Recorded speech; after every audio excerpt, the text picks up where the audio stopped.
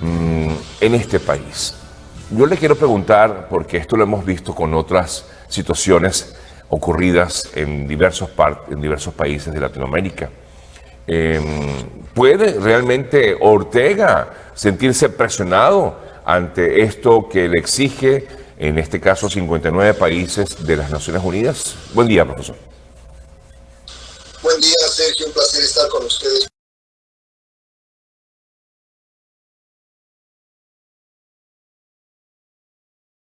nuevamente. Gracias por la invitación.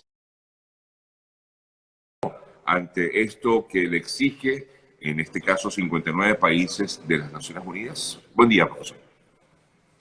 Buen día, Sergio. Un placer estar con ustedes nuevamente. Gracias por la invitación. Mira, la pregunta que me hace es difícil de contestar porque, en primer lugar, lo que hemos venido viendo en los últimos años, en realidad, quizás habría que empezar con el análisis del caso cubano, ¿no? Donde tenemos más de 60 años de sanciones, de presión internacional, de recurrentes declaraciones de violaciones de derechos humanos, etcétera. Y no se ha generado ni un cambio de régimen, ni se ha generado un cambio del comportamiento real del gobierno. Lo mismo podemos decir de Venezuela. Las sanciones comenzaron en el 2006 con el presidente Bush, continuaron con Obama, continuaron con el presidente Trump y continúan con el presidente Biden, y más bien, lejos de cambiar el régimen y lejos de cambiar su comportamiento el régimen, más bien se fortalece. Y yo creo que esas son las lecciones que está viendo el presidente Ortega en Nicaragua, ¿no? Es más, yo creo que cómodo en esa situación, en diciembre del año pasado aprobó legislación que es esencialmente lo que crea el marco legal para las acciones que está tomando hoy. Es decir, no, desde su punto de vista, él no está haciendo nada ilegal. Él tiene la ley a su favor, y la ley dice que ninguna persona puede hablar en contra de Nicaragua, o contra, y eso quiere decir en contra del gobierno de turno. Por lo tanto, si bien puede haber presión internacional, y han habido sendas declaraciones de America's Watch, de Amnistía Internacional, ahora de Naciones Unidas. Ahora, pero en este caso son las Naciones Unidas, o sea, estamos hablando de la Comisión, perdón, de la Alta Comisionada de Derechos Humanos y de varios países pues, que integran o sea, a ver, lo que quiero decir que si esto es, digamos, uno de los organismos más importantes, entonces si no hay efecto, ¿para qué sirven esos organismos? Claro, Sergio se acordará que con gran cobertura mediática, la señora Bachelet hizo una visita a Venezuela. Claro. Se hizo una condena al gobierno de Venezuela, pero no ha cambiado de ninguna manera, mejor dicho, el comportamiento del gobierno de Maduro. Yo lamentablemente pienso que ese es el ejemplo que está siguiendo Ortega, y piensa, sí, van a haber todas estas declaraciones, pero podemos sobrevivirlas, porque al final el objetivo de Ortega, que es el objetivo de todos estos regímenes, es mantenerse en el poder, y ellos aguantan toda esta presión internacional, inclusive aguantan sanciones económicas, ellos los denominan bloqueos, etcétera, pero aguantan esas presiones y sobreviven. Ahora bien, vienen elecciones en noviembre. Van a llegar a esas elecciones y perfectamente se puede, digamos, puede ganar de nuevo allí Ortega. O sea que va a ser algo similar, más allá de las sanciones que puedan emitirse en contra de funcionarios del régimen de Ortega. O sea, va a ser como algo similar a lo que ha ocurrido en Venezuela, profesor. Es que ya lo vemos en varios países, y yo creo que acá hay una lección importante que la izquierda latinoamericana ha aprendido. Sergio, durante décadas, Washington en particular, presionaba, ¿no?, para tener elecciones limpias y abiertas. Esa fue la presión que pusimos sobre Cuba en particular. Pues la izquierda latinoamericana aprendió que las elecciones a ellos les convienen, porque pueden ganar y en muchos casos ganan en elecciones absolutamente abiertas. La izquierda boliviana ganó con el 55%. Entonces, el gran ideólogo del partido de Castillo en Perú, por ejemplo, él simplemente dice eso, que tenemos que utilizar elecciones para llegar al poder. Lo mismo hizo Ortega. Ortega no llegó primero por medio de la revolución en los 80s, Sí. pero ahora llegó por el voto, por voto popular. El tema es, como lo hizo Chávez, como lo han hecho en Venezuela, como lo hizo Evo Morales, que una vez que ganan las elecciones, cambian las reglas del juego. Y al cambiar las reglas del juego, pues ellos crean su normatividad, y dentro de esa normatividad es muy difícil pelear con ellos. Entonces, la elección en noviembre se va a dar, Ortega ganará, y quizás, ¿no?, va a aparecer uno que otro opositor, pero sin una posibilidad real de ganar. Eso es lo que algunos profesores denominan autoritarismo competitivo. ¿Y cómo se puede luchar contra eso, profesor? O sea, vemos que hacen lo que quieran con estos países latinoamericanos. Estos, es que al final uno no sabe si llamarlos dictadores, autócratas. ¿Cómo puede uno denominar a estas personas que llegan al poder de forma, digamos, democrática, pero se enquistan en él?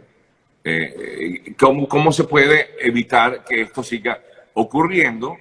Porque sigue ocurriendo y expandiéndose en toda la región. Sí. Mira, Sergio, yo creo que uno puede darles una cantidad de adjetivos, Sí. ¿no? Y lo hacemos los académicos en particular, los calificamos con una variedad de adjetivos. Por eso mencionaba el autoritarismo competitivo. Yo creo que sí es importante dejar de denominarlas como democracias. O sea, para mí no son democracias. Claro, es que inmediatamente, disculpe que lo interrumpa nada más y usted pues sigue con su exposición. Inmediatamente cuando hablamos de democracia porque llegan de forma democrática, la forma democrática que conocemos, que es a través de elecciones, ¿no? Exacto, porque la democracia no es solo el voto, y particularmente la democracia liberal no es solo el voto.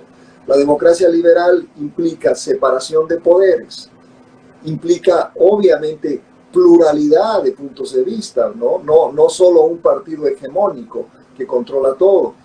Implica, y esto es muy importante, la independencia del Poder Judicial, porque fijémonos que el denominador común en todos estos casos es el hecho de que el Poder Ejecutivo domina al Poder Judicial. Entonces la Fiscalía hace lo que el Ejecutivo le manda hacer. No lo hace en torno a criterios jurídicos reconocidos internacionalmente. Entonces yo he tratado, ¿no?, de decir simple y llanamente que no son democracias, y tenemos que dejar de calificarlas como democracias participativas, democracias iliberales, lo que sea. Hoy esos países ya no son democracias, y creo que hay que en ese sentido, dejar de llamarlas democracias con adjetivo es un buen paso. Ante esto, profesor Gamarra, ¿qué puede hacer la comunidad internacional más allá de estas resoluciones? Sentarse a hablar, sentarse a conversar, sale una resolución, un comunicado, condenamos la violación de derechos humanos. Porque no pasa nada, profesor. Ahí en Nicaragua, por ejemplo, en Venezuela, en Cuba, hay perseguidos políticos, hay detenidos, hay personas que incluso han sido torturadas. Y eso sí que va a seguir ocurriendo. Sergio, lamentablemente está ocurriendo, ocurre mientras hablamos, ¿no? Manera que ese es un comportamiento que es muy difícil de cambiar. Yo sí soy un convencido de que la presión internacional debe continuar, y debe continuar de tal manera que estos regímenes entiendan, ¿no?, que esos comportamientos no deben ser aceptados por la comunidad internacional. Y sobre todo, pienso que en ese sentido, los beneficios de participar en una comunidad internacional tienen que estar ligados a un comportamiento doméstico en términos del trato a sus propios ciudadanos. Eso no es injerencia internacional, porque usted se fijará, Sergio, que la gran resistencia que tuvo México, que tuvo Argentina, que tuvo obviamente Bolivia y Venezuela, y todos esos países que no votaron por la resolución condenatoria de la OEA, ¿no?, la disculpa era que era injerencia internacional, ¿no?, esa vieja maniobra, ¿no? Y a mí me parece entonces que no se trata de injerencia, se trata de unas normas internacionales que nuestros países firmaron. Todos los países firmaron la Carta Interamericana el año 2001. Eso obliga a nuestros países a comportarse respetando los derechos humanos, respetando las constituciones, etc. Todo eso lo sabemos. Estos países firmaron eso. Firmaron también la Carta de Derechos Humanos de las Naciones Unidas. Entonces están obligados a cumplir esos acuerdos. Ajá, pero no lo cumplen, profesor. Por supuesto, por supuesto. Entonces es cuando uno tiene que ejercer enorme presión. Yo no creo que, y creo que hablamos de esto en algún momento, Sergio, anteriormente, cuando la administración de Donald Trump, la opción militar no es una opción real, no funciona, no se va a dar, pero sí tenemos la obligación de hacerle el recuerdo cotidiano a estos países que bueno, han firmado las cartas importantes internacionales, y si ellos quieren beneficiarse de comercio, si ellos quieren beneficiarse de los beneficios, ¿no?, para ser redundante, de ser miembro de la comunidad internacional, entonces tienen que comportarse como tales. Ahora, pero, a ver, viendo todo esto, este panorama en toda la región, o prácticamente toda la región de América, gran parte, pareciera que los pueblos como que quisieran eso. A ver si me explico con mi comentario. En lo que vemos en Perú recientemente, o sea, hemos visto cómo el pueblo en su mayoría, aunque todavía no hay un presidente proclamado, pues decidió que quiere un gobierno de izquierda, que no sabemos si va a ser igual al resto de los que hay en Latinoamérica, pero pudiera ser, ¿no? Al final cada país tiene su propia historia. Y con todas las tendencias. Por eso le pregunto, o sea, el pueblo al final es el que decide, porque está llegando, en todo caso, para bien o para mal, a través de una elección. Este gobierno, por ejemplo, lo que sería de llegar como tal a ser proclamado, Pedro Castillo pudiera llegar a ser un presidente democrático, profesor Gamarra. Sí, es un presidente elegido democráticamente, de acuerdo, y uno debe respetar lo que ha decidido el pueblo peruano, ¿no? Y en ese sentido, pues quizás es algo que lo dijimos el año 98, 99 cuando llegó Chávez, ¿no? Lo dijimos en Bolivia cuando llegó Evo Morales, lo dijimos en Nicaragua en 2006 cuando llegó Daniel Ortega, ¿no? También se lo dijo, y perdona la comparación tan dramática, también se lo dijo cuando llegó Adolf Hitler al poder democráticamente, ¿no? A finales de la década de los 20, ¿no? Entonces, creo que es importante entender que no es solo el proceso electoral el que importa. Hay que ver qué es lo que hace el señor Castillo. Pero yo sí, quizás porque esto es lo que enseño, ¿no? Pero, y ustedes como periodistas se acuerdan las entrevistas de Chávez con Jaime Bailey, con Jorge Ramos y con una cantidad de gente prometiendo no estatizar, no ser autoritario, no respetar las normas, etc. Y nada de eso sucedió en Venezuela.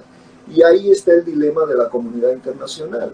Y también debemos acordarnos, ¿no?, y esto es lo más difícil de entender, que que todos estos personajes llegaron con amplísimo, amplísimo apoyo popular, ¿no? Así es. Empezando por Chávez, ¿no? Morales, que continúa teniendo el MAS en Bolivia, tiene una base muy amplia.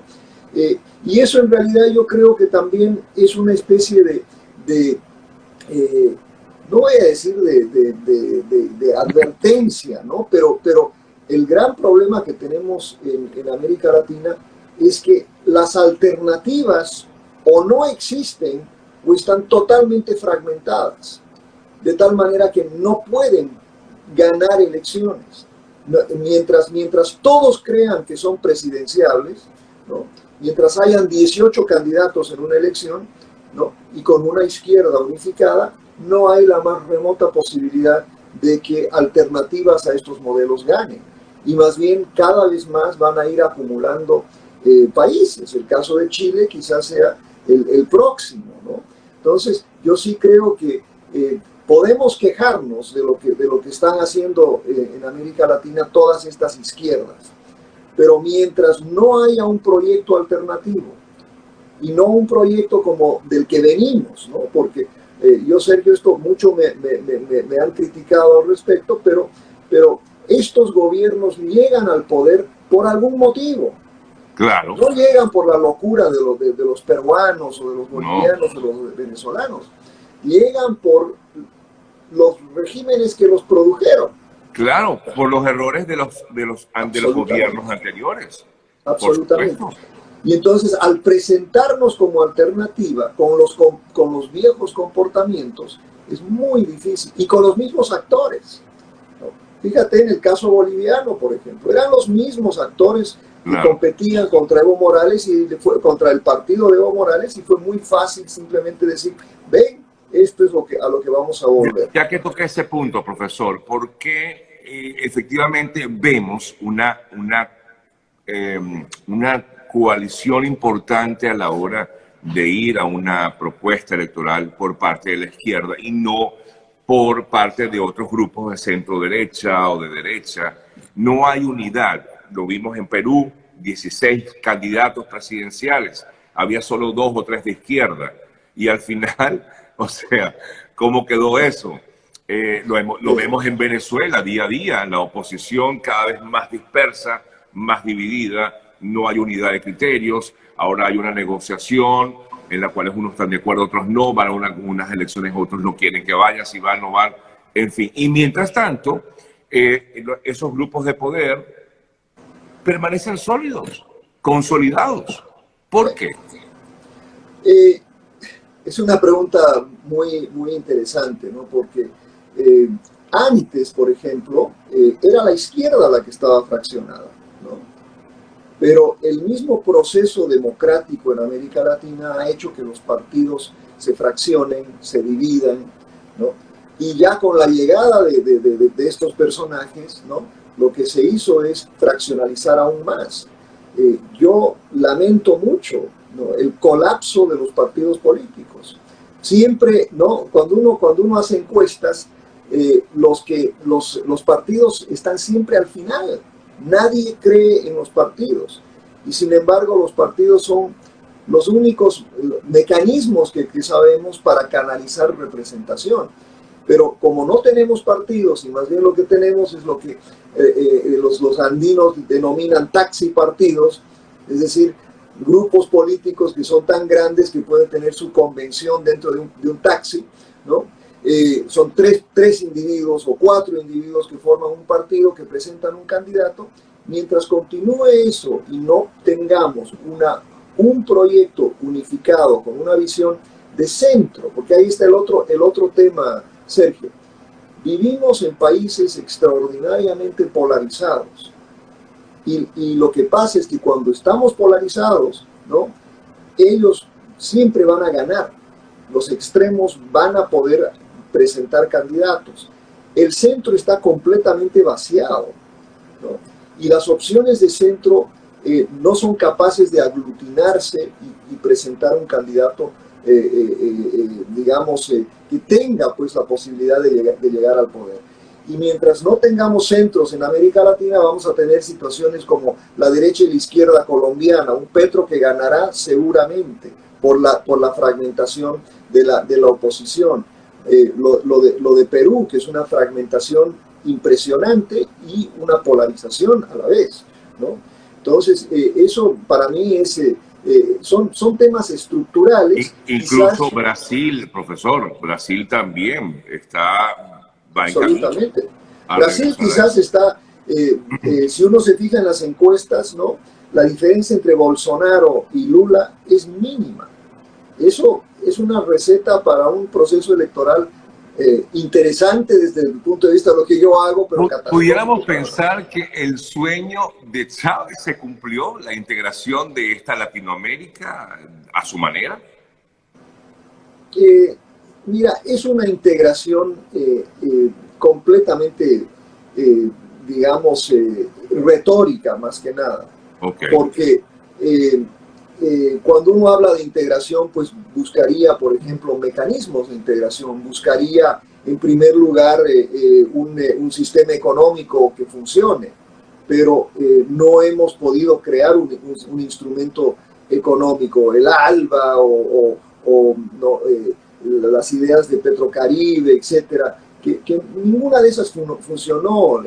Lo que se intentó hacer con Mercosur, que también ha fracasado, UNASUR peor, ¿no? Entonces, todos esos mecanismos que se intentaron construir no han servido. Y yo creo que en el contexto actual, primero por la pandemia, porque ahí sí tenemos un grave, grave problema. Estos gobiernos, por más unificados que estén y por más que hayan logrado un apoyo popular, estamos viendo hoy en día el fracaso que tienen en el manejo de la pandemia, ¿no? Y eso eventualmente erosionará su apoyo popular. No hay posibilidad de recuperación económica mientras continúen las políticas económicas que tienen y se dé la caída brutal. Hace 2 días salió un informe sobre la caída brutal de inversión directa externa en América Latina, con Perú el peor de los países. Entonces, mientras no haya inversión, mientras el Estado no pueda hacer lo que debe hacer, ¿no? Que es crear reglas para que pueda la gente competir, ¿no? Y generar desarrollo económico, mientras tengamos países donde la informalidad económica es la mayoritaria, pues lo que vamos a tener son estos gobiernos ineficientes, pero Claro. que se pueden mantener en el poder, ¿no? Ineficientes y además corruptos, porque lo peor es que, a ver, llegan al poder con la esperanza de hacer cambios y por eso es que pues asumen el poder porque la población dice, bueno, esto puede representar un cambio, no quiero que me sigan robando, no quiero que me sigan... Y terminan siendo peores que los anteriores, peores que los gobiernos de derecha o de centro derecha, terminan siendo peores y lo hemos visto. Lo hemos visto, o sea, hay evidencias de que esto está ocurriendo cuando conocemos de los millones de dólares que tienen estas personas en bancos colocados o en bienes. Por eso digo, esa unidad de la cual hablaba en su momento Hugo Chávez, poco a poco se ha ido logrando, pero a su manera. A su manera y llevando a la región a una pobreza extrema, ¿no? Llevando a la región a la crisis que vive el continente ahora, ¿no?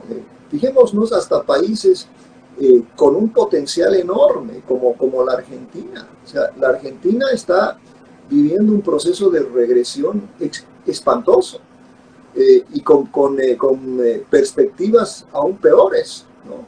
Porque va a tener que saldar sus deudas. Tiene una deuda externa de 350.000 millones de dólares, que es casi su PIB, ¿no? Casi el Producto Interno Bruto. O sea, en esas circunstancias, las posibilidades de que Argentina retorne a esa grandeza que alguna vez tuvo, cada vez se aleja, ¿no? Ni hablar, por supuesto, de países con menor potencial.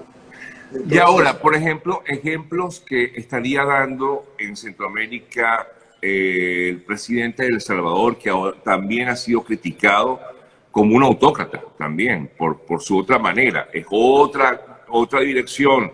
es otro tipo de política o de conducción política, pero también ha sido criticado, pero mantiene su popularidad. Claro. Sí, mira, yo creo que el caso de Nayib Bukele es digno de estudio y de comentario, ¿no? Porque al final él llega en circunstancias donde en El Salvador hay un colapso total de los partidos políticos.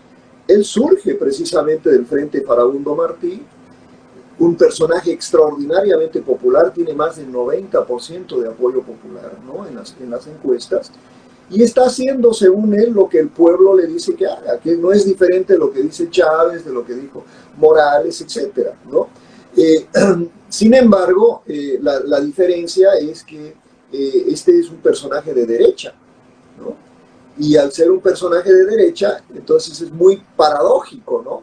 Que todas estas izquierdas que apoyan a Morales, que apoyan a Maduro, que apoyan a Ortega, ¿no? Critiquen el accionar de Nayib Bukele, ¿no? Ahí están esas contradicciones. Ahora, me preocupa Bukele en el sentido de que él tiene una oportunidad enorme de hacer un buen gobierno en el contexto de la crisis, en el contexto de la pandemia, tiene la capacidad de hacer un buen gobierno y de alguna manera demostrar que la derecha sí puede gobernar, pero que tiene que hacerlo de manera democrática. Y por eso algunos de sus excesos, ¿no? Yo creo que sí son criticables, son absolutamente criticables, porque de la misma manera que no podemos criticar a la izquierda, por eso la derecha no puede comportarse de la misma forma, ¿no? Así es. Profesor, no le quito más tiempo, agradecido por haberme permitido conversar con usted. Siempre tiene interesante. Un fuerte abrazo. Igualmente. Hasta luego. El profesor Eduardo Gamarra, profesor de la FIU. Alguna pausa y venimos.